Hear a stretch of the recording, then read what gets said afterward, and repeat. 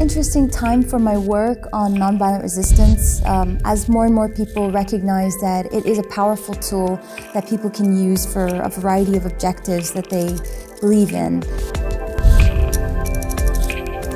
And that it really depends on people organizing and developing a strategy that they can carry out wisely and with courage, and that they can have great impact in the world. I think as more people recognize this around the world, it's increasingly being used as well. And so really interesting to be able to observe that spread of that knowledge, and also to be able to share that with others.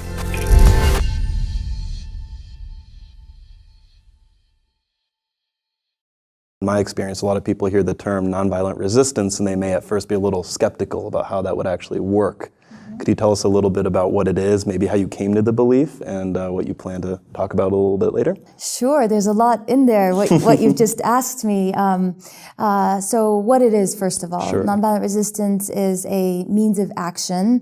It's action that is taken by groups to either defend systems or to undermine them. So to either bring about change in a society or to defend democratic institutions and values. And this is a technique that has been used for thousands of years. Most people, when they think about nonviolent resistance, they associate it with Gandhi, Martin Luther King, the civil rights movement. But actually, nonviolent resistance has a long history going back, they say, to even Roman times and maybe even before that, where we have our first documented case of nonviolent resistance. And it really depends not on this rosy picture of the world that humans are good. It depends on humans being stubborn, that they can see that there's fundamental issues at stake and they can act to block particular policies. And so this is the sort of fundamental kind of basis of nonviolent resistance. And part of the misconception is that it depends on a religious belief system or particular moral principles. And in fact, it does not. People have taken action in groups without all believing the same thing. And really, overwhelmingly, when they've done that, it's because they understood nonviolent resistance to provide certain advantages. So it was a strategic decision. It was a pragmatic decision. They realized it was the best possible way to conduct struggle. That, for me, is really revolutionary. Wow. Okay, so that's a really good picture of what it is. And I was particularly struck by what you said, that it's the best possible way to resist of all the ways out there. And so I'm kind of curious how you came to that belief. And maybe you could tell us about the story that led you to that.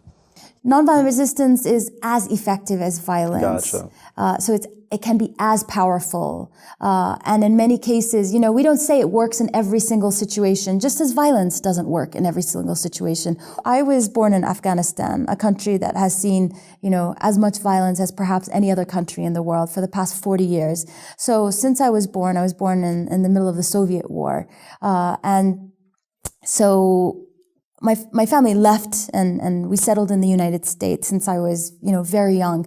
But I grew up constantly thinking about war and violence and conflict, but just not just how terrible violence is, but also how necessary it is.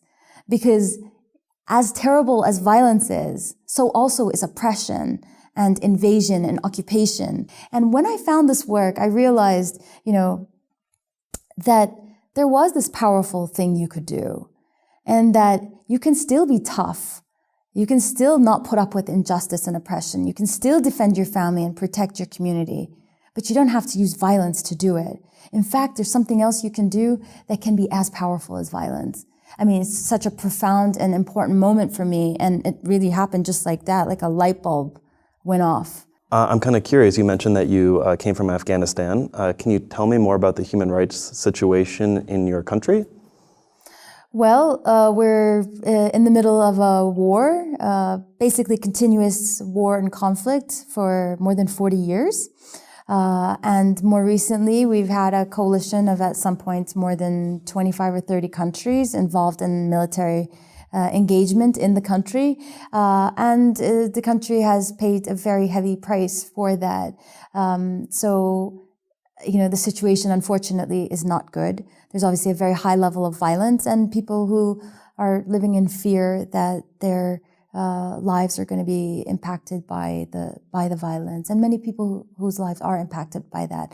So, it seems very bleak at times, but in the midst of all of that, because you read the international media, the mainstream media, and you find a very dark picture. But actually, when you speak to people and you actually go there and you tour the villages, you find people are hugely hopeful. They haven't given up. They can't afford to give up. These are their communities, these are their lives, they have nowhere to go. So they're going to fight for a better future for themselves and for their children. Before we have a massive transformation in society where people suddenly realize it's best not to kill others, people can still participate in nonviolent action, do it effectively, and that in itself can reduce violence in the world and create a more just and less oppressive society.